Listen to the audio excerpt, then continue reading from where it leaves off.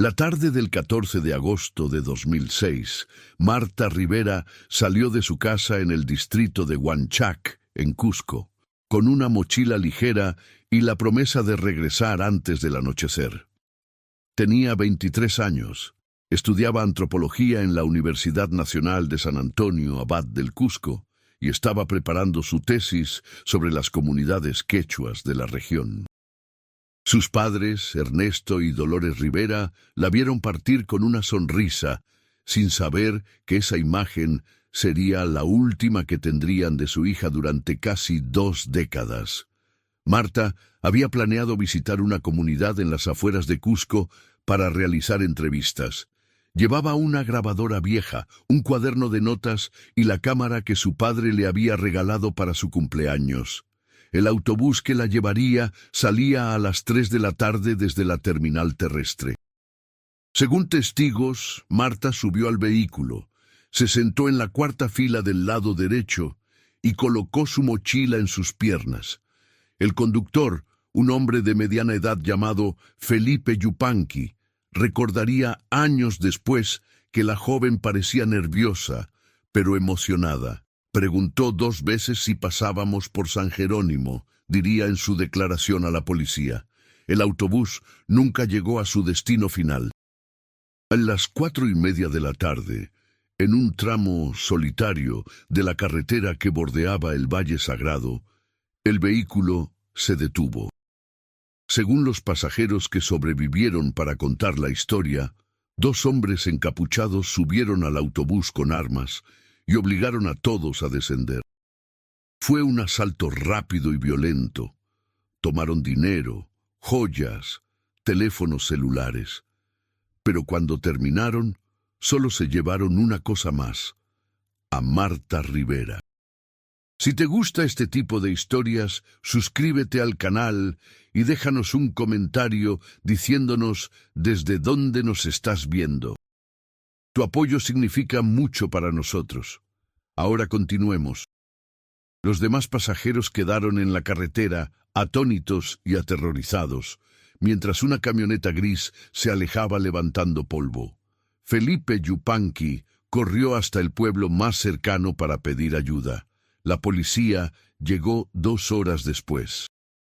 Para entonces, la luz del día comenzaba a desvanecerse sobre las montañas, y con ella cualquier rastro inmediato de Marta. Ernesto y Dolores recibieron la noticia esa misma noche. Un oficial de policía tocó a su puerta cerca de las 10. Dolores sintió que el mundo se detenía cuando escuchó las palabras «Su hija ha desaparecido». Ernesto, un hombre de pocas palabras pero de carácter firme, exigió respuestas inmediatas. ¿Cómo era posible que un autobús fuera asaltado en plena luz del día? ¿Por qué se llevaron solo a Marta? ¿Qué querían con ella? La investigación policial comenzó de inmediato, pero desde el principio estuvo plagada de irregularidades. Los testimonios de los pasajeros eran confusos y contradictorios. Algunos decían que los asaltantes eran 3, otros aseguraban que eran 2. Algunos recordaban que hablaban español con acento limeño, otros juraban que conversaban en quechua. La única constante en todos los relatos era la descripción de Marta, joven, delgada, con cabello largo y oscuro, vestida con un suéter azul y jeans desgastados. Y todos coincidían en un detalle escalofriante. Uno de los hombres había señalado directamente a Marta antes de obligarla a subir a la camioneta. Durante las primeras semanas, Ernesto y Dolores no descansaron. Pusieron carteles por toda la ciudad con la fotografía de Marta. Ofrecieron una recompensa que consumió todos sus ahorros. Recorrieron hospitales, comisarías, refugios, comunidades remotas. Hablaron con curanderos, con sacerdotes, con cualquier persona que pudiera tener información. Dolores lloraba en silencio durante las noches, aferrándose a la almohada de su hija, mientras Ernesto pasaba horas mirando mapas de la región, tratando de imaginar dónde podrían haberla llevado. La policía interrogó a Felipe Yupanqui y a todos los pasajeros del autobús. Revisaron antecedentes, buscaron conexiones con bandas criminales, exploraron la posibilidad de trata de personas. Cusco, como muchas regiones del Perú, enfrentaba problemas de criminalidad organizada, narcotráfico y secuestros. Pero el caso de Marta no encajaba en ningún patrón conocido. No hubo llamadas pidiendo rescate, no aparecieron cuerpos, no surgieron testigos confiables. Era como si la tierra se la hubiera tragado. Los compañeros de universidad de Marta organizaron marchas y vigilias. Su mejor amiga, una joven llamada Patricia Mendoza, se convirtió en la voz pública de la búsqueda. Patricia insistía en que Marta no tenía enemigos, que era una estudiante dedicada, que su única pasión era entender las culturas andinas. Marta soñaba con ser la voz de las comunidades olvidadas, decía Patricia con los ojos húmedos. No merecía esto. Los meses se convirtieron en años. La investigación se enfrió. Los detectives fueron asignados a otros casos. Los carteles de Marta se fueron decolorando bajo el sol y la lluvia hasta que desaparecieron por completo. Ernesto envejeció de golpe. Su cabello se volvió blanco, sus hombros se encorvaron, su mirada se apagó. Dolores desarrolló una enfermedad del corazón que los médicos atribuían al estrés crónico. Pero ninguno de los dos dejó de buscar. En 2010, 4 años después de la desaparición, llegó un rayo de esperanza. Una mujer llamada Lucía Quispe, que vivía en una comunidad remota cerca de Abancay, contactó a la policía con información que decía haber visto a una joven que coincidía con la descripción de Marta. Según Lucía, la joven vivía en una casa aislada con un hombre mayor y parecía estar en malas condiciones.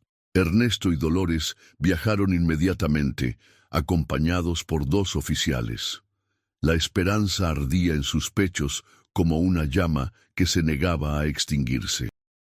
Pero cuando llegaron a la casa, encontraron a una mujer diferente. Era joven, sí, y tenía cierto parecido con Marta, pero no era ella. El ADN lo confirmó días después. La decepción fue devastadora. Dolores tuvo que ser hospitalizada por una crisis de ansiedad. Ernesto, por primera vez en su vida, consideró rendirse. Sin embargo, algo lo mantuvo en movimiento. Quizás era la memoria de la sonrisa de Marta o la forma en que sus ojos brillaban cuando hablaba de sus sueños. Ernesto comenzó a documentar cada detalle del caso en cuadernos viejos. Escribía nombres, fechas, lugares, teorías. Visitaba la comisaría cada semana, aunque los oficiales ya no tenían nada nuevo que decirle. Se convirtió en una figura conocida en las calles de Cusco, el padre que nunca dejó de buscar. En 2015, 9 años después de la desaparición, Patricia Mendoza, la antigua amiga de Marta, había terminado su carrera y trabajaba como profesora en una escuela secundaria. Nunca había olvidado a su amiga. Cada año, en el aniversario de la desaparición, Patricia publicaba en redes sociales la historia de Marta, rogando por información. Las publicaciones recibían cientos de compartidos, pero nunca llevaban a nada concreto. Ernesto y Dolores celebraban cada cumpleaños de Marta como si ella estuviera presente. Dolores preparaba su comida favorita, rocoto relleno y pastel de chocolate. Ernesto compraba flores y las colocaba en una silla vacía en el comedor. Era su forma de mantenerla viva, de negarse a aceptar lo que todos los demás ya habían asumido, que Marta probablemente estaba muerta. Los vecinos miraban a la familia Rivera con una mezcla de lástima y admiración. Algunos susurraban que era tiempo de seguir adelante, que aferrarse al pasado solo prolongaba el sufrimiento. Pero quienes conocían de cerca a Ernesto y Dolores sabían que ellos no podían hacer otra cosa. Marta no era solo su hija, era su razón de existir. El caso de Marta Rivera se convirtió en uno de los muchos expedientes sin resolver que llenaban los archivos de la policía de Cusco.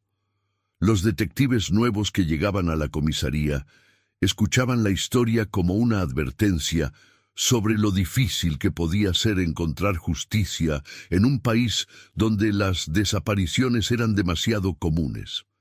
El expediente ocupaba 3 cajas llenas de documentos, fotografías y grabaciones. Todo estaba ahí, pero nada llevaba a ninguna parte. En 2018, 12 años después de la desaparición, Dolores tuvo que someterse a una cirugía cardíaca. Los médicos le dijeron a Ernesto que el pronóstico no era bueno, que su corazón estaba demasiado débil. Durante la operación, Ernesto se sentó en la sala de espera del hospital con el cuaderno donde documentaba el caso.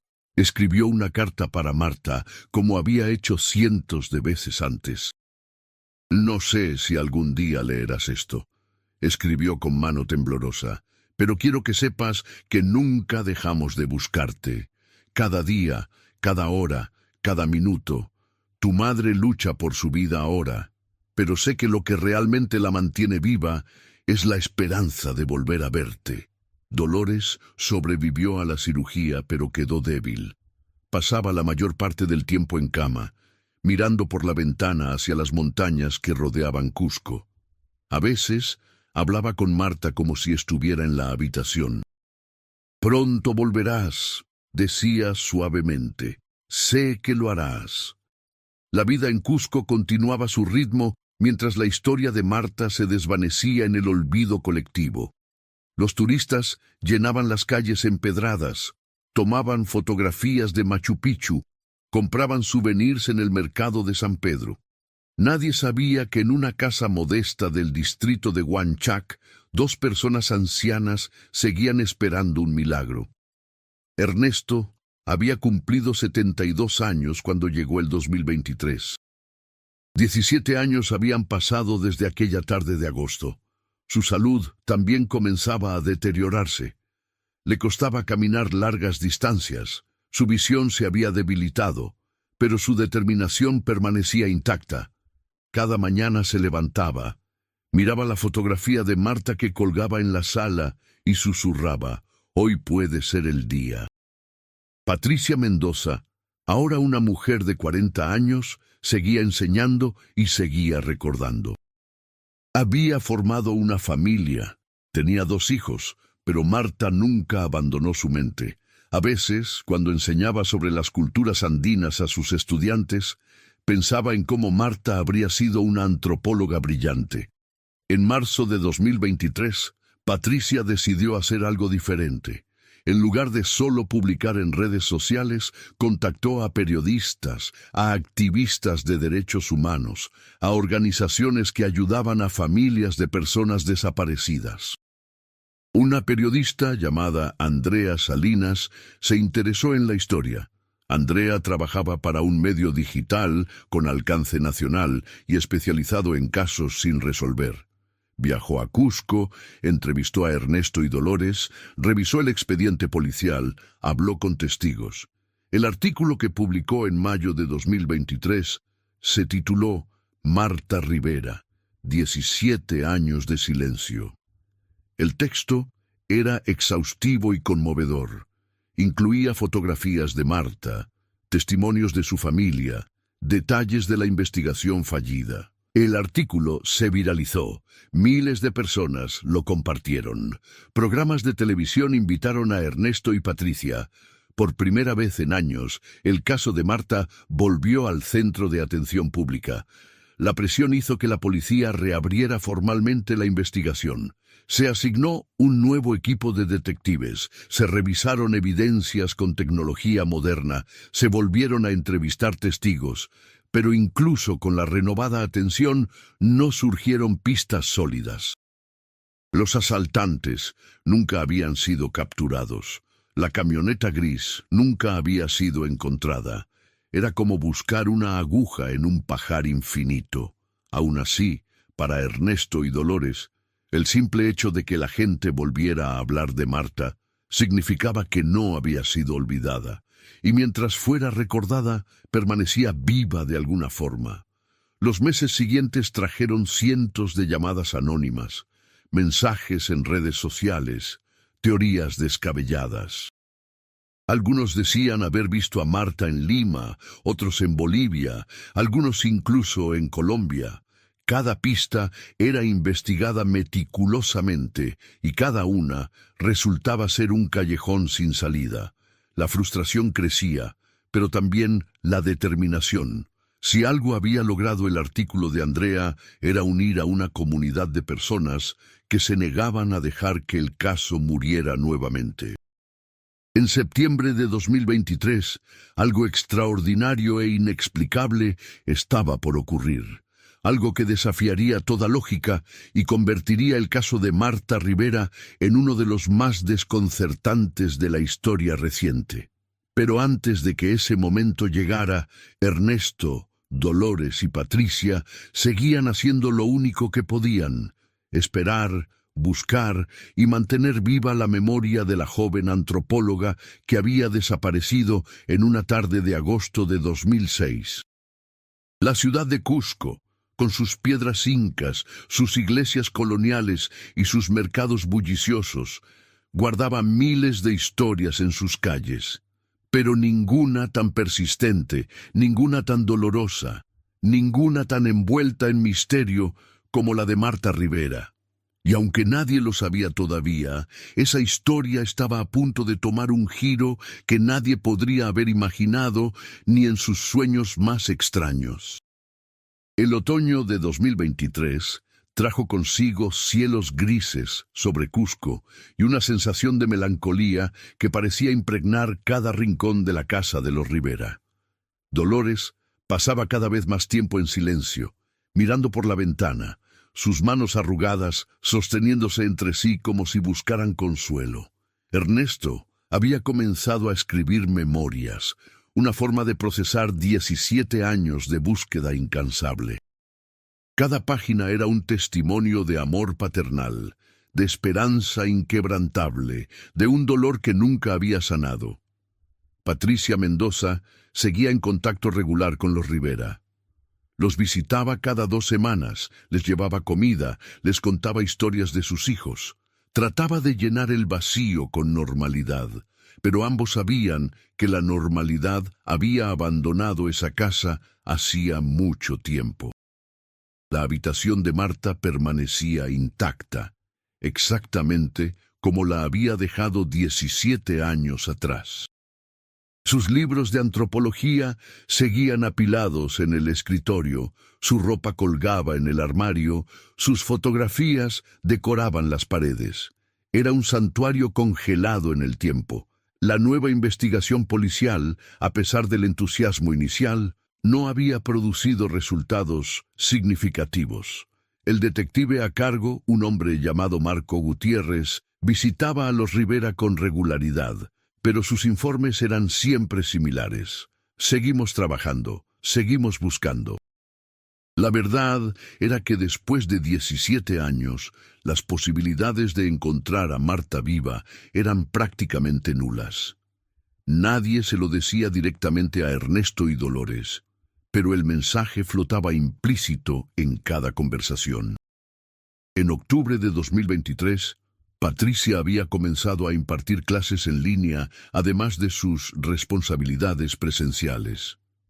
La Universidad Nacional de San Antonio Abad del Cusco, donde Marta había estudiado, había implementado un programa híbrido de enseñanza. Patricia enseñaba historia del Perú a estudiantes de diversos grados. Las clases por Zoom se habían vuelto rutinarias, una mezcla de caras familiares y conexiones inestables que caracterizaban la educación digital en regiones con infraestructura limitada.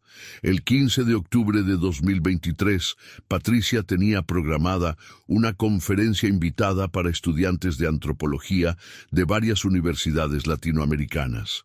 El tema era Voces olvidadas, la importancia de preservar las culturas indígenas.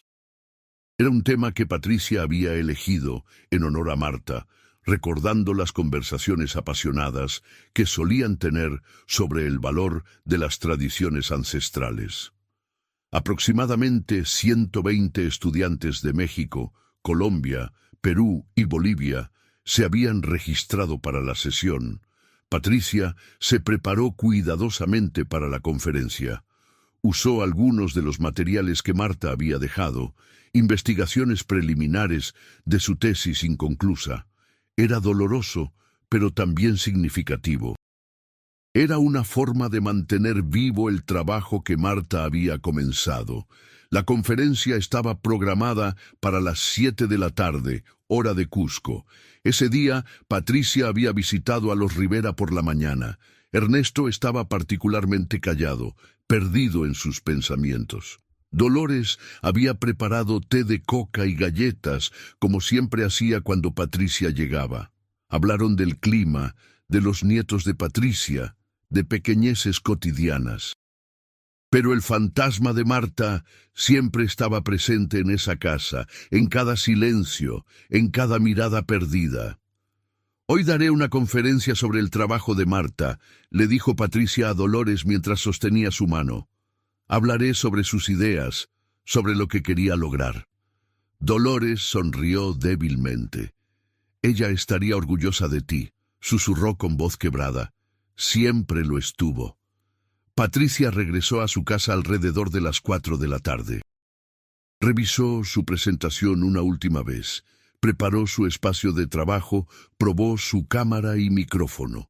A las 7 en punto, inició la sesión de Zoom. La pantalla se llenó rápidamente de pequeños cuadros, rostros jóvenes desde diferentes países, algunos con interés genuino, otros probablemente obligados a asistir por créditos académicos. Patricia comenzó su presentación con una introducción sobre la importancia de la antropología cultural. Habló sobre las comunidades quechuas de Cusco, sobre sus tradiciones milenarias, sobre cómo la modernización amenazaba su forma de vida. Los estudiantes parecían atentos, algunos tomaban notas, otros simplemente escuchaban. Las preguntas comenzaron a fluir en el chat. Entonces, mientras Patricia explicaba un concepto sobre la oralidad en las culturas andinas, algo inusual sucedió. Un nuevo participante se unió a la llamada. El nombre en la pantalla decía simplemente usuario 78829. No era raro que alguien se conectara tarde, así que Patricia no le prestó mucha atención al principio. Continuó con su presentación, navegando entre diapositivas, respondiendo preguntas. Pero había algo en ese nuevo cuadro de video que llamó su atención periférica. La cámara estaba encendida, pero la imagen era borrosa, la conexión claramente deficiente. Se podía distinguir vagamente la figura de una mujer, pero los píxeles distorsionaban los detalles. Patricia pensó en pedirle que apagara su cámara para no distraer, pero estaba concentrada en explicar un punto importante sobre los sistemas de reciprocidad en las comunidades andinas. 15 minutos después, durante una pausa mientras los estudiantes revisaban un documento compartido, Patricia decidió mirar más de cerca a los participantes. Había 123 personas conectadas ahora. Comenzó a revisar los nombres, asegurándose de que todos los registrados estuvieran presentes. Entonces sus ojos se detuvieron nuevamente en usuario 78829. La imagen seguía siendo de mala calidad, pero había algo en la forma de la mujer, en la posición de su cabeza, en el contorno de su cabello que provocó un escalofrío en la espalda de Patricia. Amplió el cuadro de video. Su corazón comenzó a latir más rápido. No podía ser, era imposible. Patricia entrecerró los ojos, acercándose a la pantalla. La mujer en el video parecía estar en una habitación pequeña y oscura. Había una ventana detrás de ella por donde entraba luz natural tenue. La resolución era terrible. La imagen se congelaba cada pocos segundos, pero Patricia sentía que conocía esa cara. La forma de los ojos, la línea de la mandíbula, incluso la manera en que la mujer inclinaba ligeramente la cabeza hacia la izquierda. Disculpen un momento, dijo Patricia con voz temblorosa a los estudiantes. Tengo un problema técnico. Vuelvo enseguida. Silenció su micrófono y comenzó a buscar frenéticamente la opción para enviar un mensaje privado a usuario CTT8829.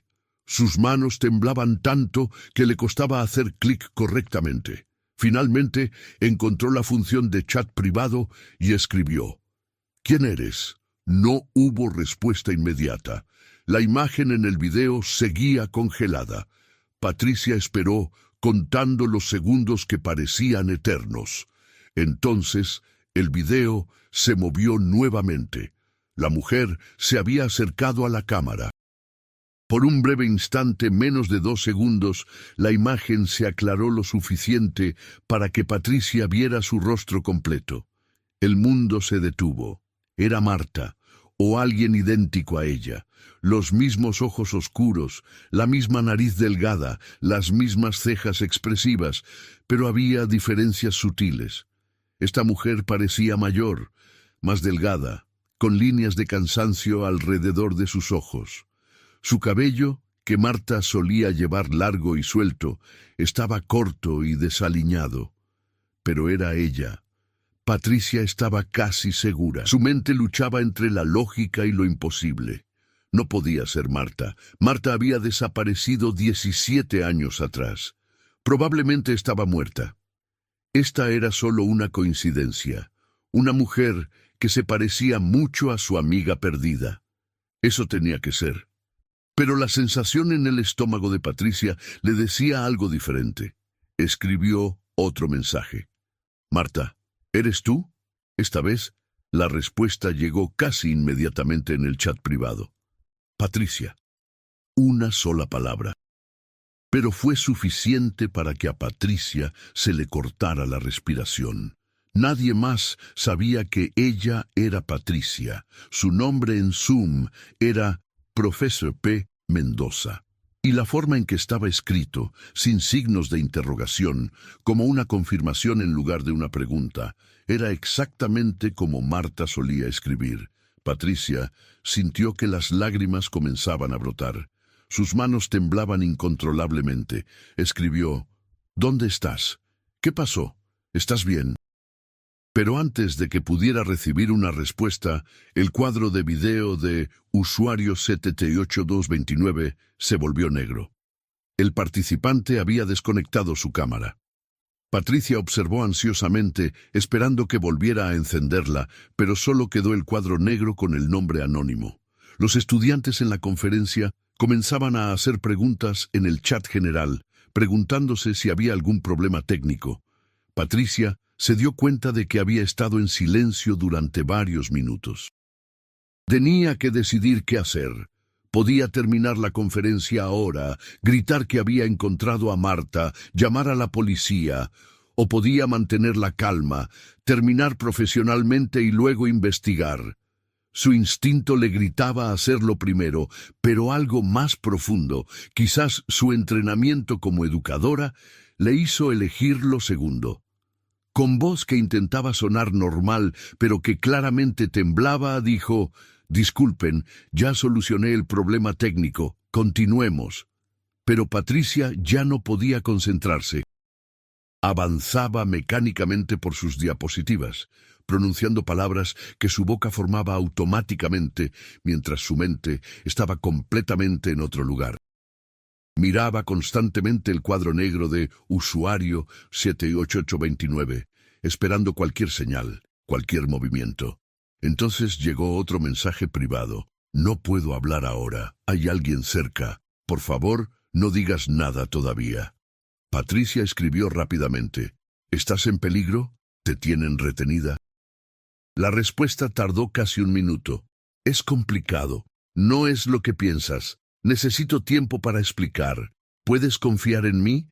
Patricia escribió con dedos frenéticos: «Claro que confío en ti. Dime qué necesitas. Tus padres te han buscado durante 17 años. Por favor, dime dónde estás». Otra pausa larga. Patricia podía ver que usuario 78829 estaba escribiendo, pero el mensaje tardaba en llegar. Finalmente apareció: Estoy en un lugar seguro ahora, pero no puedo volver todavía. Hay razones, razones importantes. Te contactaré de nuevo pronto. Por favor, no le digas a mis padres todavía. No quiero darles falsas esperanzas si no puedo cumplir. Patricia no sabía qué responder. ¿Cómo podía no decirles a Ernesto y Dolores? Pero también entendía el punto. Si esto resultaba ser una equivocación cruel, un engaño o algo inexplicable que no llevaba a ningún reencuentro real, el dolor sería insoportable. Escribió: necesito saber que realmente eres Marta. Dime algo que solo ella sabría. La respuesta llegó rápidamente esta vez. Tu apodo para mí era Martita de la Montaña. Solías burlarte de mi obsesión con los apus. La noche antes de desaparecer, te presté mi collar de plata con la forma del cóndor. Dijiste que lo cuidarías hasta que volviera. ¿Todavía lo tienes? Patricia sintió que las lágrimas corrían libremente por su rostro. Nadie más podía saber eso. Nadie. Y sí, todavía tenía el collar. Lo había guardado durante 17 años en una caja especial, una promesa de devolverlo algún día. Escribió con manos temblorosas: sí, lo tengo. Marta, por favor, déjame ayudarte. Déjame traerte a casa. Pero usuario 7829 ya no respondía. Patricia esperó 5 minutos, luego 10. Nada. Miró la lista de participantes. El nombre seguía ahí, conectado pero en silencio. Patricia tuvo que hacer un esfuerzo sobrehumano para terminar la conferencia. Respondió preguntas de manera automática. Agradeció a los participantes. Cerró con comentarios generales sobre la importancia de la antropología cultural. Cuando finalmente terminó la sesión, eran las 9:15 de la noche. Se quedó mirando la pantalla vacía, preguntándose si todo había sido real. Revisó el historial del chat. Los mensajes estaban ahí, escritos en texto digital. No había sido una alucinación. Tomó capturas de pantalla de todo. Luego intentó obtener información sobre usuario 7829 a través de la configuración de Zoom, pero solo encontró un correo electrónico genérico que probablemente era falso. Temp user 7829 mail. Patricia se levantó de su silla y comenzó a caminar en círculos por su habitación. Su mente era un torbellino. ¿Debía llamar a Ernesto y Dolores? ¿Debía contactar a la policía? ¿Debía esperar como Marta le había pedido?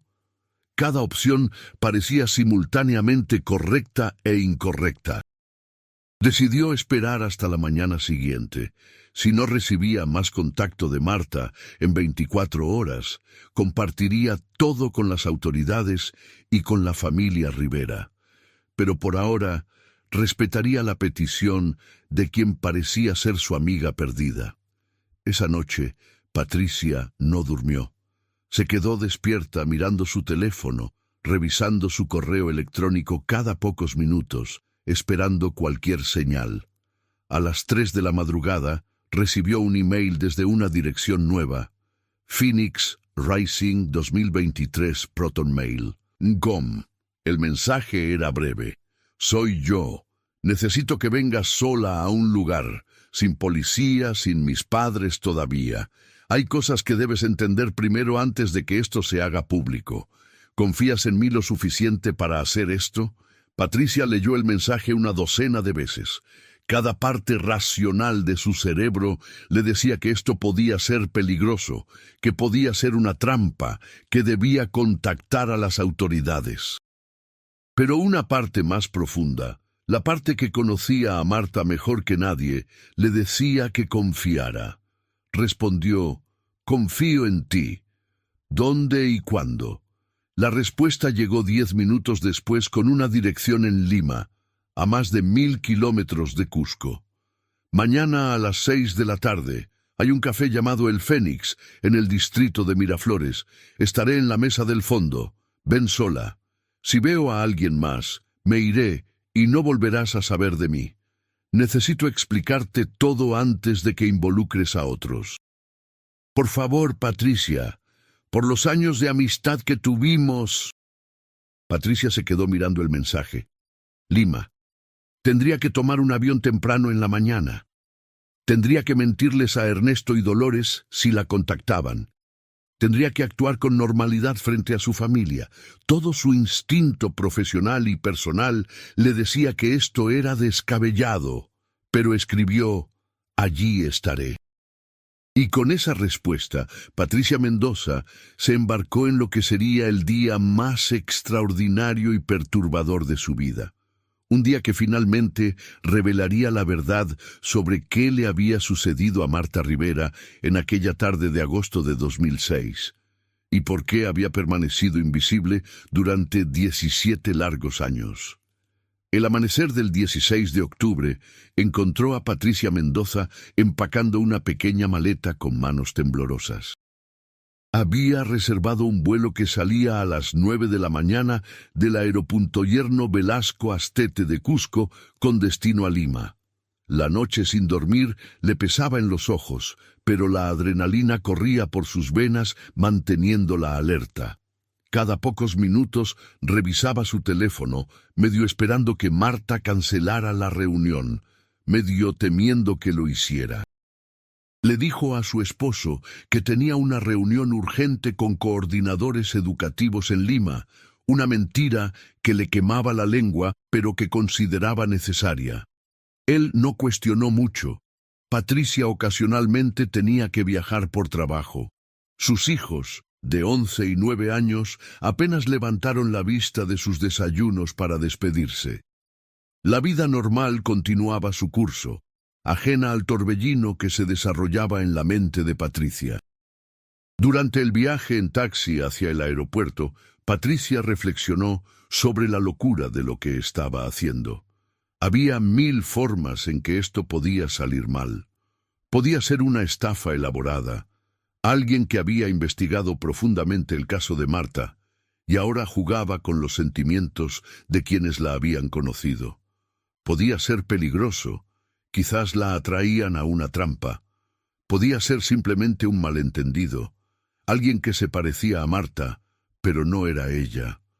Pero aquellos detalles, el collar, el apodo, la forma de escribir. Patricia había conocido a Marta durante 5 años en la universidad. Habían compartido innumerables horas, estudiando, explorando las calles de Cusco, hablando sobre sus sueños.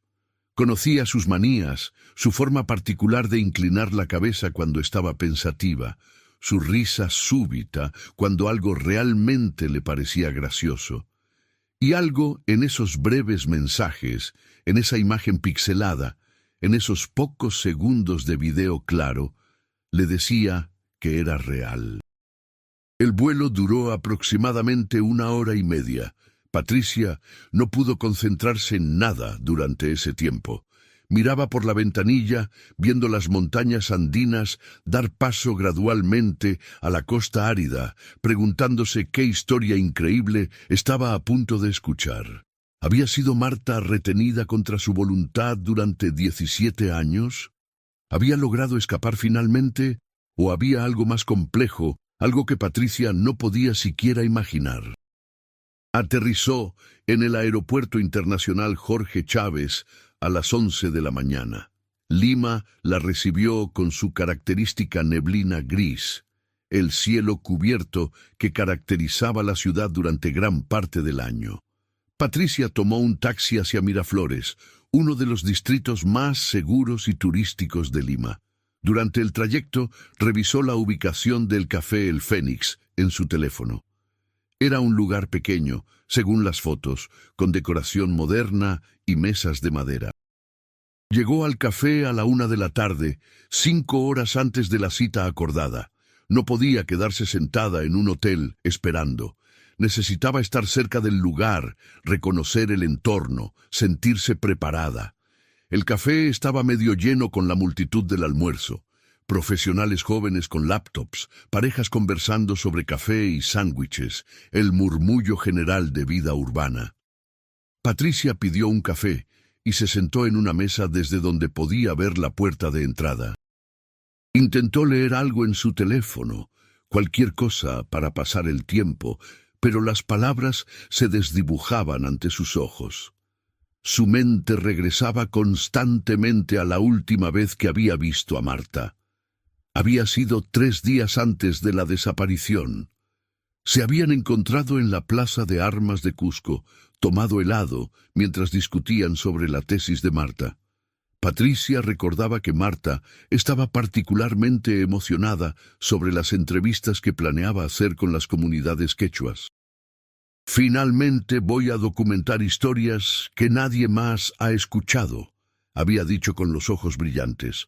«Voces que merecen ser oídas». Patricia había bromeado diciendo que Marta estaba más emocionada por su tesis que por su propia boda futura. Marta había reído y respondido: «Las culturas milenarias son más interesantes que los hombres». Ese había sido el tipo de humor que compartían. Las horas se arrastraban. Patricia pidió otro café, luego un sándwich que apenas probó. Algunos clientes llegaban y se iban. El personal del café comenzó a reconocerla, probablemente preguntándose por qué llevaba tanto tiempo ahí. A las 5 de la tarde, el café comenzó a llenarse con la multitud post-trabajo. Patricia se movió a la mesa del fondo, la que Marta había especificado. A las 5:50, Patricia sentía que su corazón iba a salirse de su pecho. Miraba la puerta cada vez que se abría, analizando cada rostro femenino que entraba. 5:55. 5:58. 6 en punto. Y entonces, a las 6:02, entró una mujer. Era delgada, vestía jeans oscuros y una chaqueta gris con capucha. Llevaba gafas de sol a pesar de que el cielo estaba nublado.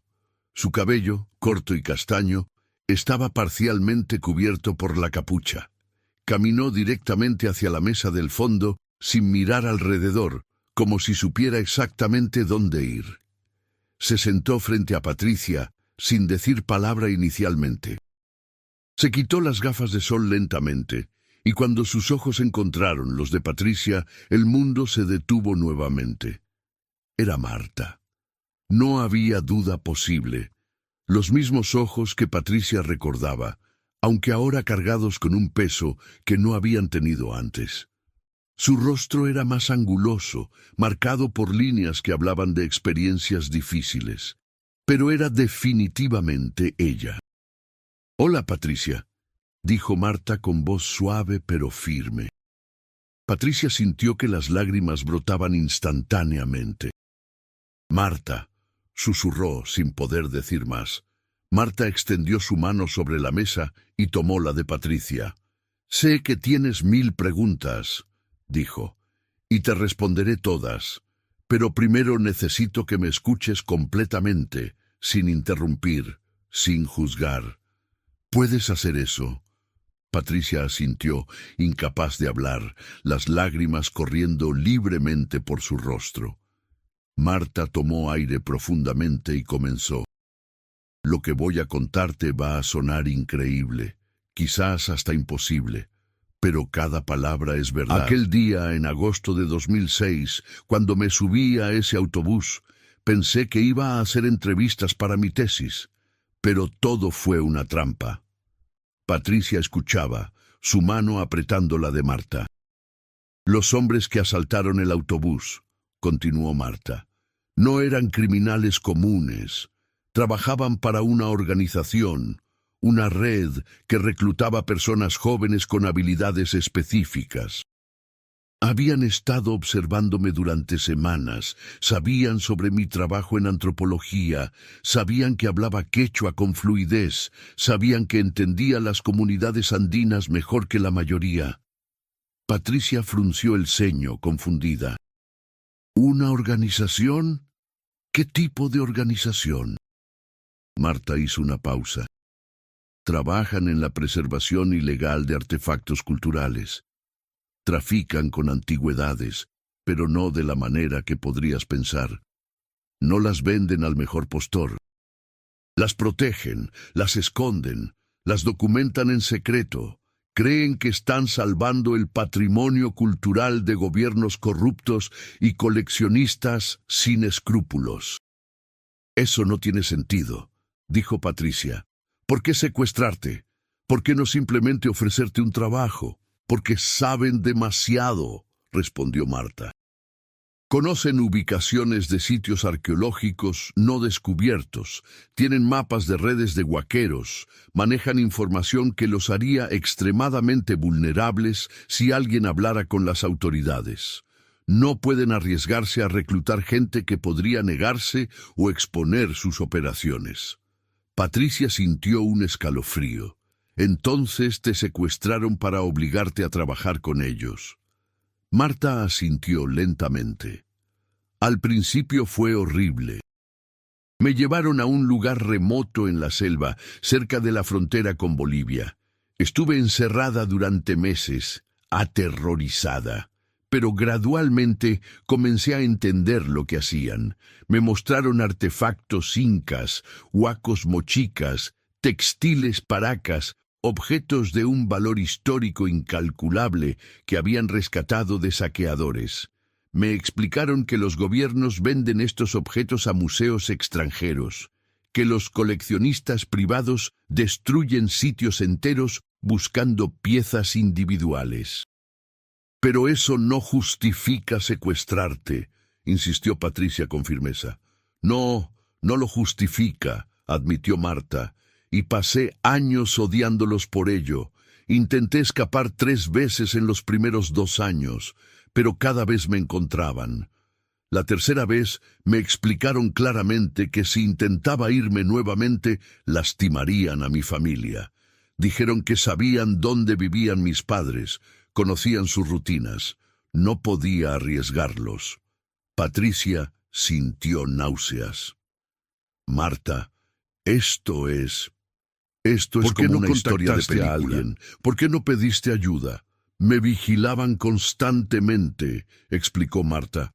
Durante años no tuve acceso a teléfonos, internet, nada.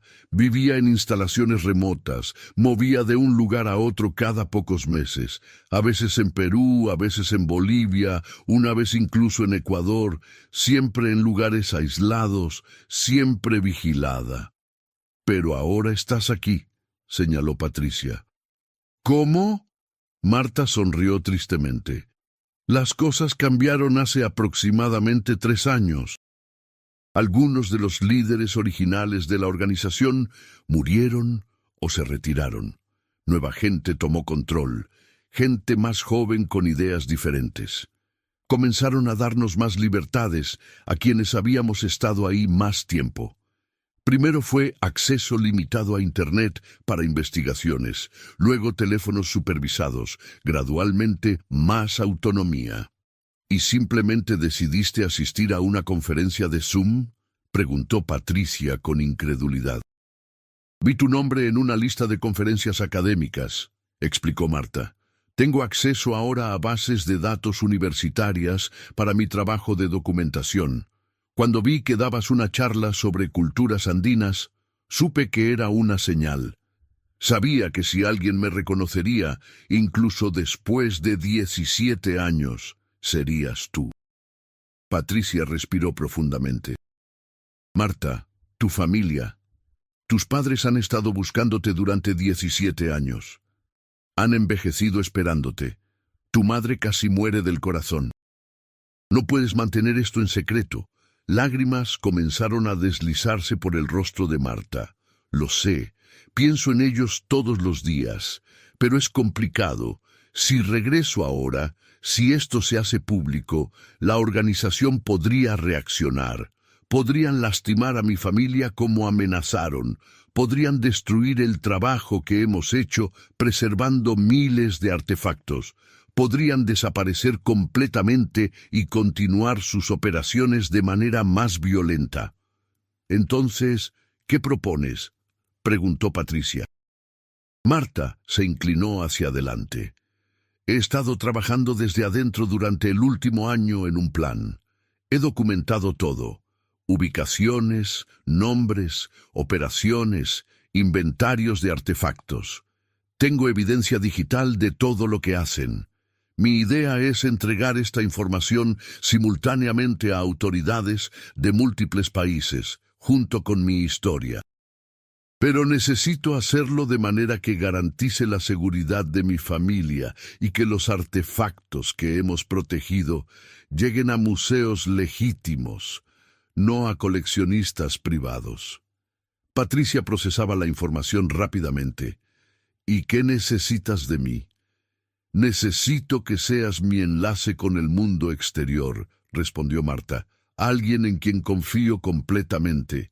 Alguien que pueda coordinar con las autoridades, con abogados, con expertos en patrimonio cultural. Alguien que pueda preparar a mi familia para lo que viene. Necesito tiempo para organizar todo correctamente, quizás unas semanas, y luego regresaré. Patricia cerró los ojos, abrumada. Esto es demasiado, Marta. ¿Por qué no simplemente vas a la policía ahora? Ellos pueden protegerte. ¿Puedes garantizar eso?, preguntó Marta con una mirada intensa.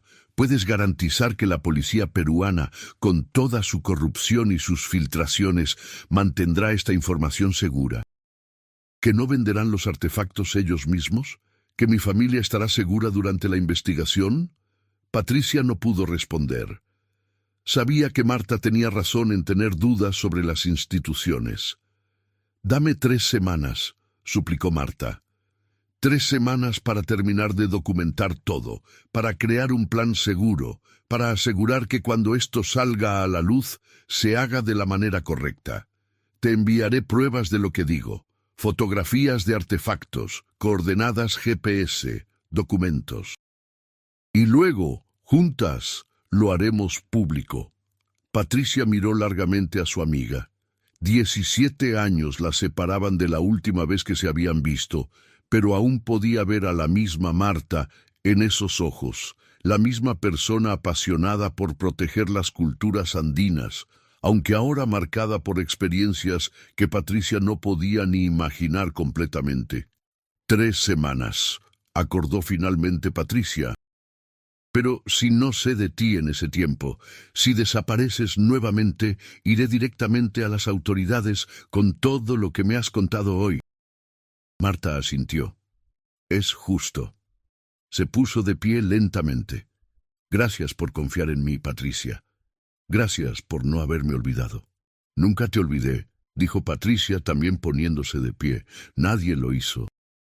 Las dos mujeres se abrazaron, un abrazo largo cargado de 17 años de ausencia, preguntas sin responder y una amistad que había sobrevivido contra toda probabilidad. Cuando se separaron, Marta se puso nuevamente las gafas de sol. «Voy a arreglar esto», prometió Marta.